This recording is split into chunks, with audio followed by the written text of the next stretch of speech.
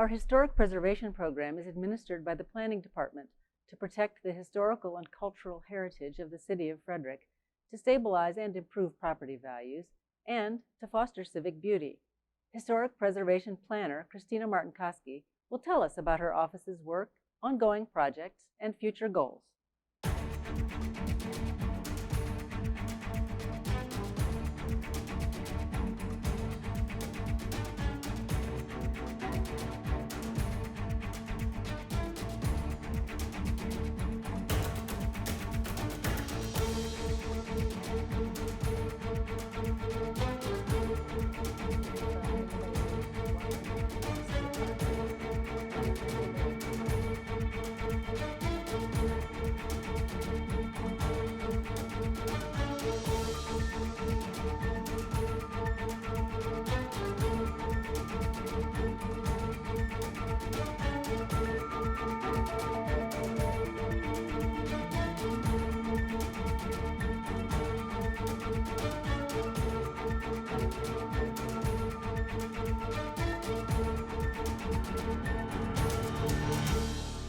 So what is our historic preservation program, and how does it affect what goes on in the city?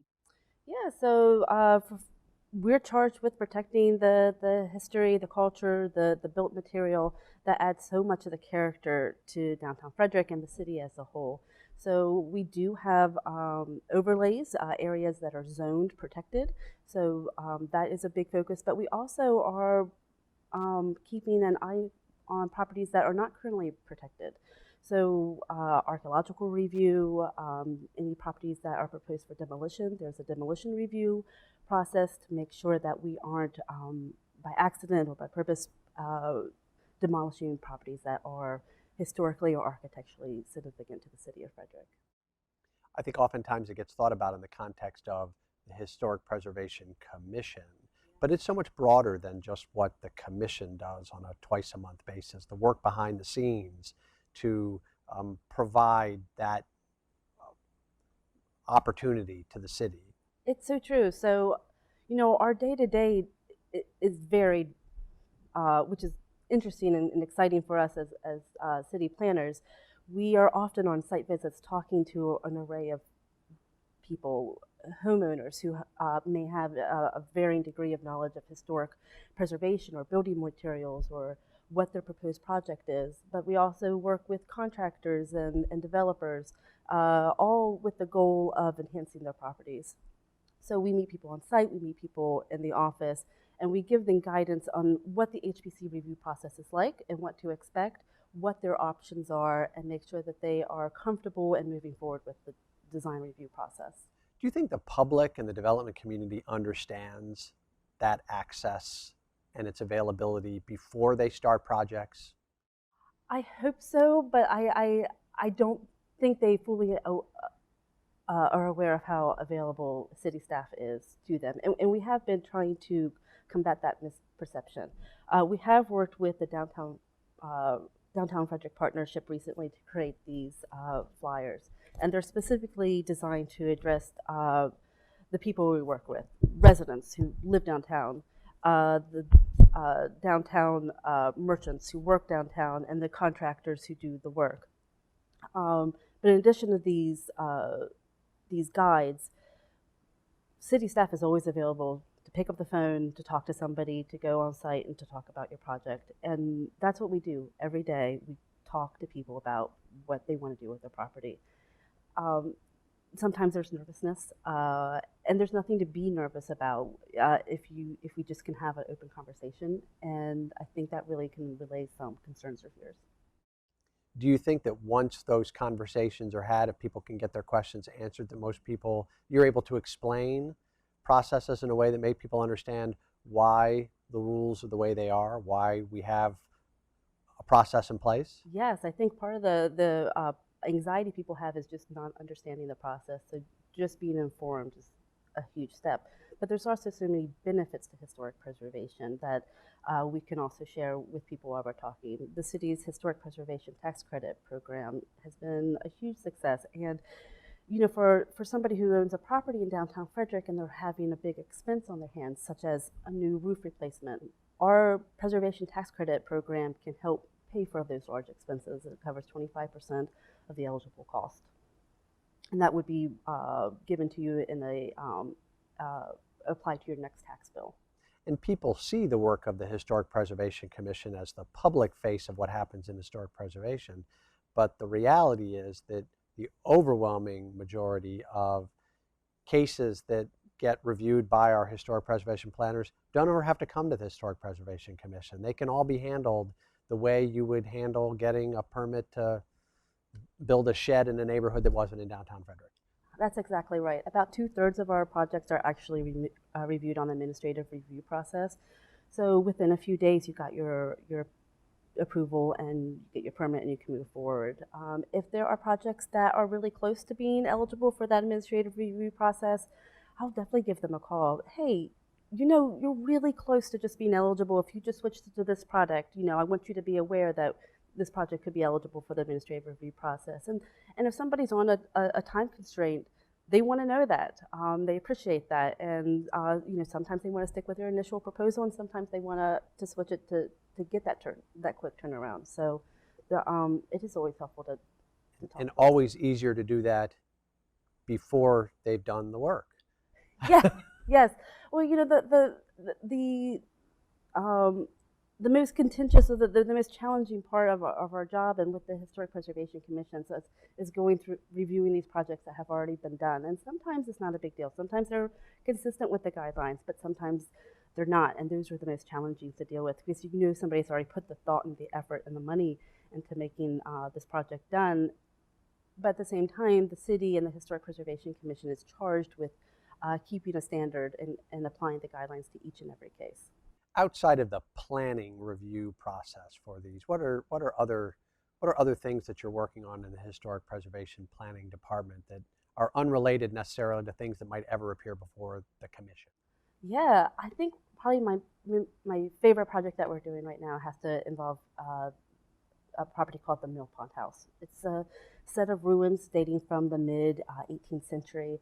It was constructed by these the initial German settlers that came to Frederick. And so the architecture, or the remnants of the architecture rather, is really unique, because it's really these German settlers brought their building technology and styles from Germany and just plopped it down in here in Frederick. And it's a technology and styling that quickly went out of fashion.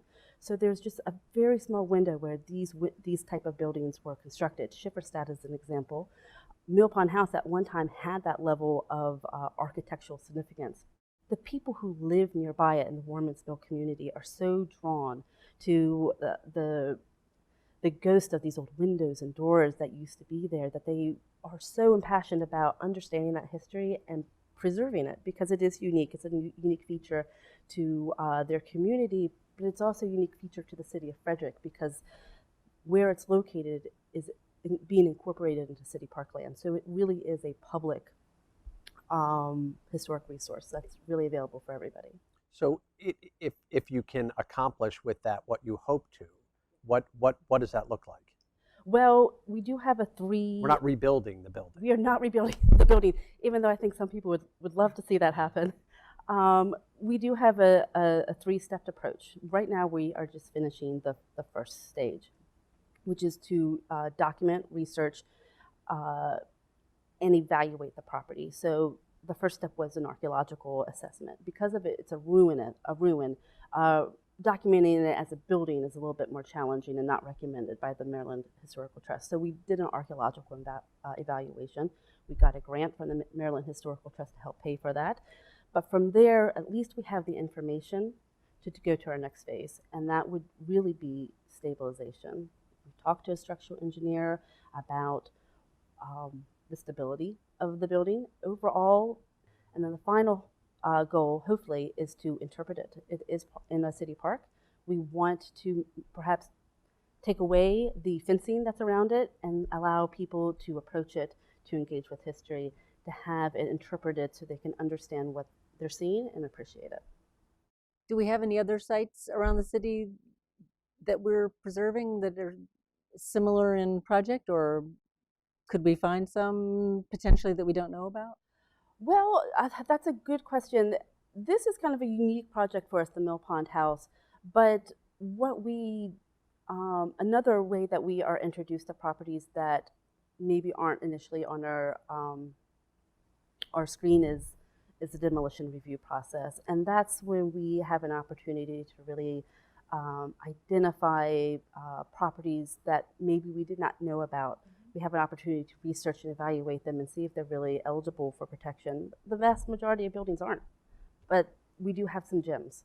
And so that's the distinction, that the distinction between something being historic, having historic integrity, versus something just having age to it. And that's the art part of this. It's a little more art than science. And how do you convey that? How do we as the city convey that to the public, that not everything that is of a certain age is necessarily worth preserving? How do you distinguish between what really ought to be saved for whatever that reason might be versus something that we can let this go?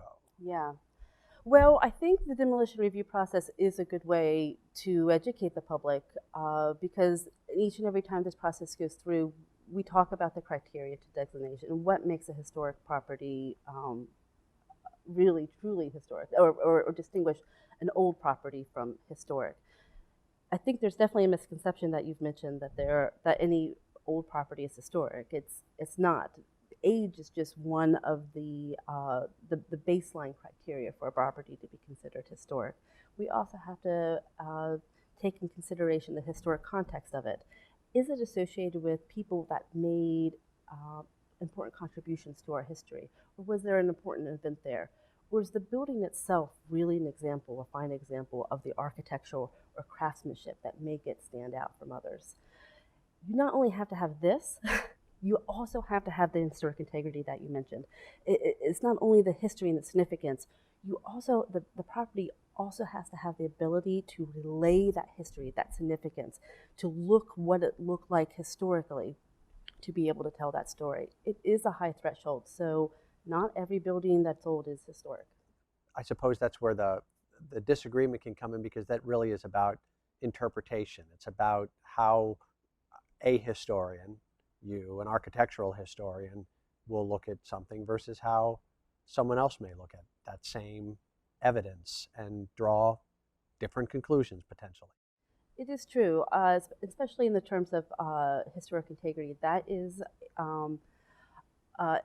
something to be interpreted. But what we can do to create a foundation for our evaluations is use the criteria and the standards established by the National Park Service to create a reasonable determination. So that's important. It isn't just about what you think. There are other standards that we can refer people to say this is what we have analogs that we're comparing this to in order to determine the judgment, in order to make the judgment. Yeah, exactly. Are there buildings that you as a educated person just happen to drive by on a regular basis and think, I can see some rare examples of types that are around that aren't currently protected. And do you have a favorite building? When you do downtown, you say this is a really, Frederick is so lucky to have preserved this resource. Both me and my colleague Lisa have the same answer. It's whatever building we're working on at the time, because we get so emotionally attached to the research that we're doing, the project that's going on, that it is constantly changing for us. But there are definitely some gems in downtown Frederick that are definitely my favorite. On North Market Street, the old bank where there's Cakes to Die For, it's one of the few examples of Art Deco architecture that we have in the building. And when you go in and you see that old bank vault still in place, it just goes, oh, that's just perfect. And then some of the older buildings that are up on 7th Street or Bent Street, they have very early German or very English architectural features that are just so well preserved, and we're so lucky to have them that I just find them to be our little treasures that people walk by all the time and have no idea that, they're really quite special. Well, thank you so much for talking about some of the projects, and we'll have to have you back if you make some other finds and when we know more about the archaeology at the Mill Pond House. Thank you for having me. Thank you.